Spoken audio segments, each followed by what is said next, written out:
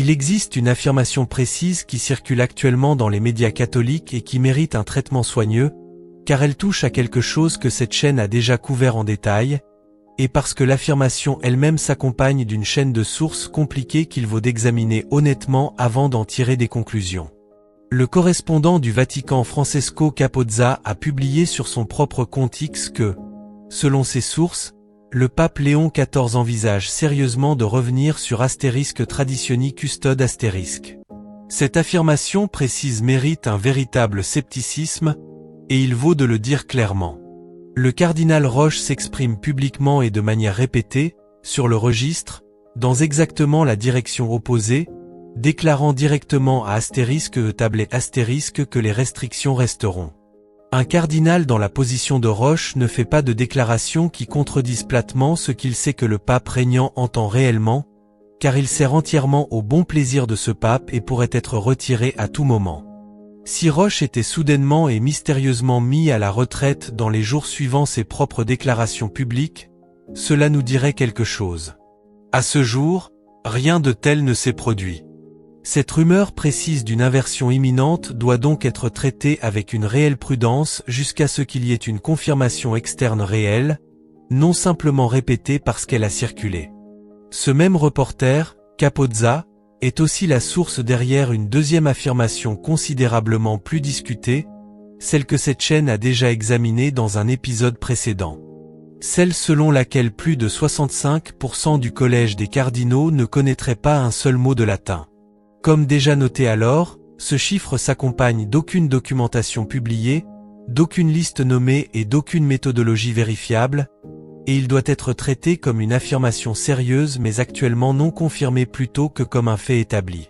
Mais le schéma sous-jacent vers lequel il pointe vaut d'être pris au sérieux indépendamment du pourcentage exact, car la marginalisation du latin à l'intérieur des structures de gouvernance propres de l'Église est documentée bien au-delà de cette seule statistique non vérifiée. Le latin détient une place spécifique, et selon la tradition catholique, théologiquement significative au sein de la propre autocompréhension de l'Église. Avec le grec et l'hébreu, il est considéré comme l'une des 3 langues sacrées, liées spécifiquement à l'inscription placée au-dessus du Christ sur la croix, écrite dans ces mêmes 3 langues. C'est pourquoi les rites orientaux de l'Église conservent des formes anciennes de grec et d'autres langues liturgiques historiques, et pourquoi le latin a historiquement occupé la place d'honneur dans l'Église occidentale spécifiquement. Parce que le latin ne fonctionne plus comme langue maternelle parlée de quiconque, ses significations ne dérivent pas et ne se déplacent pas avec l'usage contemporain de la manière dont le font les langues vivantes. Cette qualité fixe et stable est précisément pourquoi l'Église l'a historiquement tant valorisée pour un usage liturgique et doctrinal, un point que cette chaîne a déjà longuement discuté dans une couverture antérieure du reportage de Capozza et de *Veterum Sapientia * du pape Jean Exit lui-même. Sacrosanctum Concilium *, le document liturgique réel produit par le Concile Vatican II, affirme explicitement que l'usage de la langue latine doit être préservé dans les rites latins. C'est la position déclarée propre du Concile, non une reconstruction traditionnaliste de celle-ci. L'écart entre cette position conciliaire déclarée et la réalité observable à l'intérieur des séminaires et parmi une grande partie de la hiérarchie actuelle est réel et mérite d'être nommé honnêtement. Avant à peu près le milieu du XXe siècle, l'instruction du latin était fondamentale à la formation séminariale d'une manière qui s'est depuis érodée substantiellement en de nombreux endroits, au point, comme cette chaîne l'a couvert précédemment, de nombreux séminaristes contemporains n'atteignent jamais le point de lire un document papal ou conciliaire dans sa langue originale à travers toute leur formation. Maintenant, aux côtés de la statistique sur le latin, il y a une deuxième histoire séparée qui mérite d'être abordée directement, car elle illustre quelque chose quant à la rapidité et à l'uniformité avec lesquelles certains récits circulent à l'intérieur des médias catholiques conservateurs, et il vaut de nommer ce schéma honnêtement plutôt que de prétendre qu'il n'existe pas. Après l'interview de Roche dans *, un certain nombre d'organes catholiques traditionalistes et conservateurs ont publié des articles dans une fenêtre très courte les uns des autres, chacun caractérisant les déclarations de Roche comme en quelque sorte infondées ou illégitimes. Integrity Magazine * a spécifiquement noté ce schéma, Observant que ces organes semblaient travailler à partir d'un ensemble partagé de points de discussion, établissant une comparaison avec la manière dont des organes similaires avaient précédemment répondu à l'unisson après la consécration épiscopale de 2022 de Mgr Michael Mary Sim par les rédemptoristes transalpins. Cette comparaison précise mérite d'être déballée, car le cas des rédemptoristes transalpins est véritablement instructif en tant qu'étude de cas sur la rapidité avec laquelle la relation d'une communauté avec Rome peut basculer. La communauté a commencé comme un groupe largement sympathique aux préoccupations traditionnalistes de la fraternité Saint-Pie X tout en restant institutionnellement indépendante. Sous le pape François, elle s'est orientée vers une pleine réconciliation avec Rome, puis, dans un basculement ultérieur et plus dramatique, s'est orientée vers le sédévacantisme, aboutissant finalement à la consécration de son fondateur comme évêque par un évêque sédévacantiste. Cette distinction importe et mérite d'être énoncée avec une réelle précision, car fondre les sédévacantistes, la fraternité Saint-Pie X et les catholiques traditionalistes mainstream attachés à l'ancienne messe en une seule catégorie indifférenciée, ce que certains dans le leadership actuel du Vatican semblent effectivement faire, est une véritable erreur analytique contre laquelle cette chaîne a déjà poussé directement dans une couverture antérieure.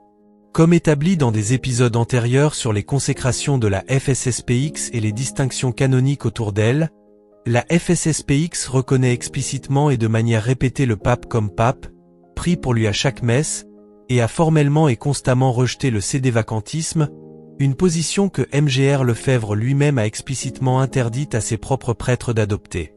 Les sédévacantistes, au contraire, tiennent que le siège de Pierre est actuellement vacant ou illégitimement occupé. Ce ne sont pas des distinctions sans différence. Ce sont des positions véritablement et théologiquement distinctes, et les traiter comme interchangeables, que ce soit fait par des critiques de la tradition ou par certains traditionalistes eux-mêmes dans une rhétorique négligente, rend un véritable mauvais service à une compréhension honnête de l'endroit où ces différentes communautés se tiennent réellement. Ce qui demeure vrai indépendamment de la manière dont on analyse ces distinctions institutionnelles spécifiques, c'est la préoccupation sous-jacente et plus large qui continue de faire surface à travers de multiples histoires indépendantes que cette chaîne a maintenant couvertes. Un écart véritable entre ce que les propres documents du Concile Vatican II disent réellement et ce qui a été mis en œuvre dans les décennies depuis. Ce n'est pas, en soi, la preuve d'une conspiration coordonnée. Mais c'est un schéma réel et documenté de manière répétée, et il mérite le genre d'examen sobre, source par source, que cette chaîne a essayé de lui donner, plutôt que soit une acceptation non critique de chaque affirmation dramatique, soit un rejet réflexe de chaque affirmation inconfortable.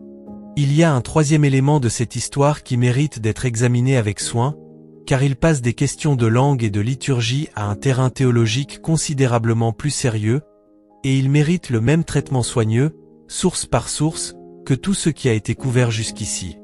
Le cardinal Jean-Marc Aveline, archevêque de Marseille et président de la Conférence des évêques de France, a donné une interview rapportée par Ad Vaticanum dans laquelle il a abordé la relation de l'Église au pluralisme religieux. Ces paroles réelles, telles que citées, méritent d'être présentées en entier avant toute analyse, car la précision importe énormément sur un sujet aussi lourd de conséquences. Aveline a dit que le credo récité chaque dimanche incarne la vocation de l'Église à ce qu'il a appelé, en utilisant la minuscule, la catholicité, signifiant l'universalité au sens le plus large du mot. Il a dit, « Je dis souvent que si j'étais né en Chine, j'aurais été confucéen, au Japon, shintoïste. La catholicité avec un petit c de l'Église signifie reconnaître le désir de Dieu dans le cœur des hommes et des femmes de toute religion. Et précisément à cause de la catholicité avec un petit c de l'Église, je sais que ce désir est lié au mystère pascal. Je peux observer quelque chose de l'action de l'Esprit dans la manière dont les hommes et les femmes cherchent à nourrir en eux-mêmes un goût de Dieu. » Plus loin dans la même interview, selon le reportage, Aveline a cité l'enseignement du Concile Vatican II selon lequel le Saint-Esprit offre à chaque personne, selon les propres paroles du Concile, la possibilité d'être associé au mystère pascal d'une manière connue de Dieu seul. C'est, en fait, une citation exacte de * Gaudium et SPES *, paragraphe 22, un document conciliaire véritable, non quelque chose qu'Aveline a inventé de sa propre autorité. Il a aussi explicitement réaffirmé que le Christ est le seul sauveur du monde, une déclaration qui doit être rapportée avec exactitude plutôt que rejetée comme un simple couvercle obligatoire, car c'est l'ancre doctrinale réelle qu'il place aux côtés de ses remarques plus larges. Il a ensuite dit que cette affirmation inclut, selon ses paroles, tous les croyants de toute religion, même ceux qui ne croient pas, même ceux qui ne le connaissent pas. C'est ici que l'interview devient véritablement difficile à évaluer équitablement, et où des distinctions théologiques soigneuses importent considérablement plus qu'une caractérisation enflammée.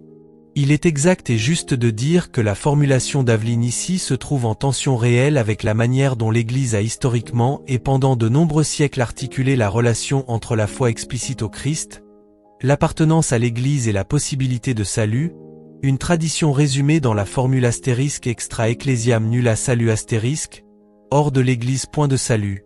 Une formule que l'Église a toujours associée à l'enseignement parallèle selon lequel Dieu n'est pas lié par ses propres sacrements et peut étendre le salut par des moyens connus de lui seul, y compris à travers l'ignorance invincible, à ceux qui, par aucune faute de leur part, n'ont jamais rencontré l'Évangile. Cette seconde moitié de l'enseignement, la qualification concernant l'ignorance invincible et la grâce extraordinaire, est elle-même ancienne et n'est pas une invention de Vatican II. Ce qui est une question légitime et ouverte, une question que les théologiens à travers le spectre continuent de débattre, c'est jusqu'où cette qualification peut être étendue avant de risquer de faire s'effondrer la distinction significative entre relation explicite et implicite au Christ tout à fait, et la formulation précise d'Aveline, particulièrement, même ceux qui ne le connaissent pas, est le genre de formulation qu'un théologien sérieux travaillant depuis le cadre traditionnel propre de l'Église voudrait considérablement plus de précision avant de la laisser se tenir sans qualification. Il vaut d'être direct quant à l'endroit où ce reportage passe d'une critique théologique légitime à quelque chose de moins soigneux. Décrire le cardinal Aveline comme un apostat est une accusation sérieuse que cette vidéo n'adopte pas. L'apostasie dans la théologie catholique a un sens spécifique et technique, la répudiation totale de la foi chrétienne par une personne baptisée, et appliquer cette étiquette à un cardinal en exercice qui a, dans la même interview, explicitement affirmé que le Christ est le seul sauveur du monde, n'est pas quelque chose que cette chaîne est en position d'affirmer comme un fait établi, aussi inconfortable que puisse être son cadrage plus large.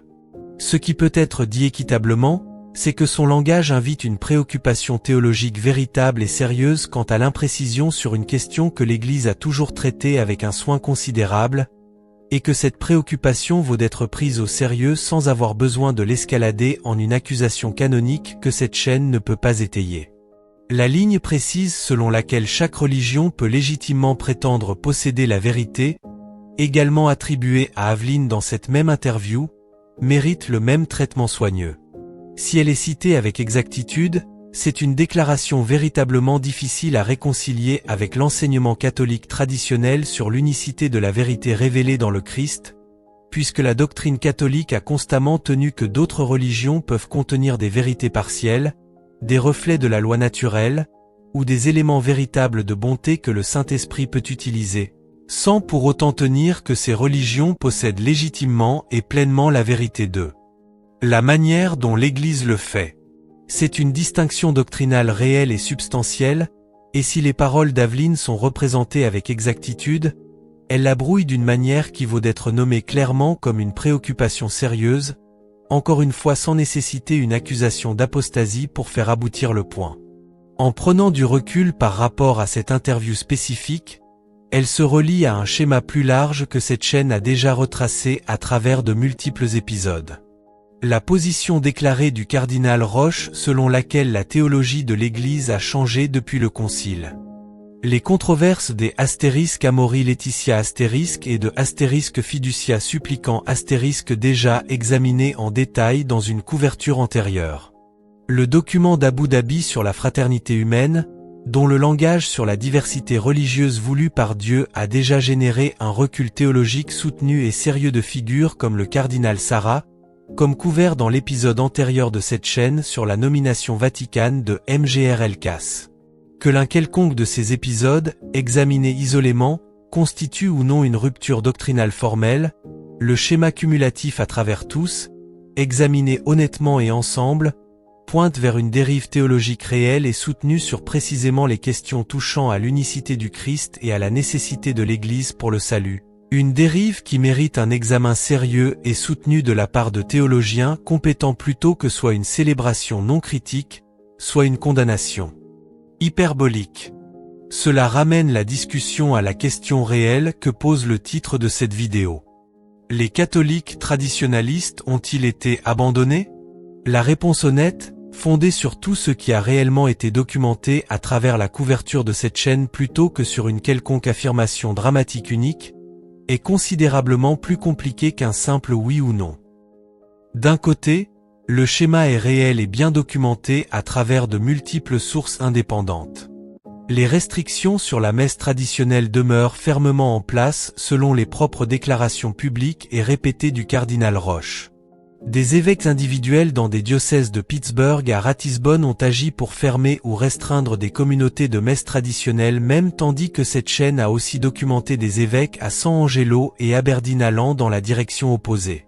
La langue latine, indépendamment du pourcentage exact et actuellement non vérifié, s'est de manière démontrable érodée au sein de la formation séminariale, et par extension, au sein de la fluidité de travail propre de la hiérarchie, un déclin contre lequel les propres documents du Concile ont explicitement mis en garde. Et le langage théologique de hauts responsables d'Église sur l'unicité du Christ et la nécessité de l'Église a, dans des instances documentées spécifiques, dérivé vers des formulations qui se trouvent en tension réelle avec l'enseignement traditionnel et établi de l'Église. De l'autre côté, le propre reportage de cette chaîne a aussi documenté la tendance opposée courant simultanément et avec une force réelle. Les chiffres records d'ordination de la Fraternité Saint-Pierre. La croissance de l'Institut du Christ roi. L'affluence croissante à Chartres. Un basculement générationnel documenté parmi les prêtres plus jeunes vers une auto-identification théologique plus conservatrice, confirmé par 2 études académiques indépendantes sans affiliation traditionnaliste. Des évêques individuels élargissant activement l'accès à la messe traditionnelle même dans le climat actuel. Rien de tout cela n'est inventé ou exagéré.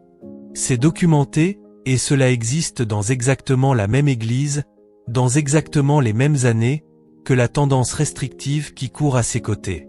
Ce que cela suggère, pris dans son ensemble, n'est pas un abandon dans un sens simple ou total, mais quelque chose de plus proche d'une contestation interne véritable et non résolue sur la propre direction de l'Église, se jouant simultanément et souvent de manière contradictoire à chaque niveau de sa vie institutionnelle, des diocèses individuels jusqu'au collège des cardinaux lui-même. Les catholiques traditionalistes n'ont pas été uniformément abandonnés par une institution entière agissant d'un seul esprit. Ils se sont plutôt trouvés à vivre une période dans laquelle différents évêques, différents cardinaux, et assez probablement le pape lui-même, lisent les mêmes documents de gouvernance, les mêmes textes conciliaires et le même moment pastoral de manière véritablement différente et souvent incompatible, sans qu'aucune clarification autoritative unique n'ait encore été offerte pour trancher quelle lecture prévaudra finalement. C'est une situation véritablement difficile et déstabilisante pour les catholiques fidèles ordinaires essayant de vivre leur foi avec confiance et clarté. Ce n'est pas, d'après les preuves réelles que cette chaîne a rassemblées à travers de nombreux épisodes maintenant, la preuve d'un plan coordonné unique pour éliminer entièrement la tradition de l'Église, ni la preuve que la tradition s'épanouit simplement sans vent contraire institutionnel réel et sérieux. Les 2 choses sont documentées. Les 2 choses sont vraies. Et la réponse honnête à cette complexité véritable n'est ni le désespoir ni le triomphalisme, mais la même posture que cette chaîne a essayé de modeler de manière cohérente. Une attention soigneuse à ce qui est réellement dit et documenté, une réelle prudence face aux affirmations non vérifiées indépendamment de leur satisfaction émotionnelle pour l'un ou l'autre côté, et une prière soutenue et patiente pour les hommes spécifiques actuellement chargés de résoudre une crise de direction véritable et non résolue à l'intérieur de l'Église qu'ils gouvernent. Qu'en pensez-vous? Laissez un commentaire ci-dessous. Amen. Que Dieu vous bénisse.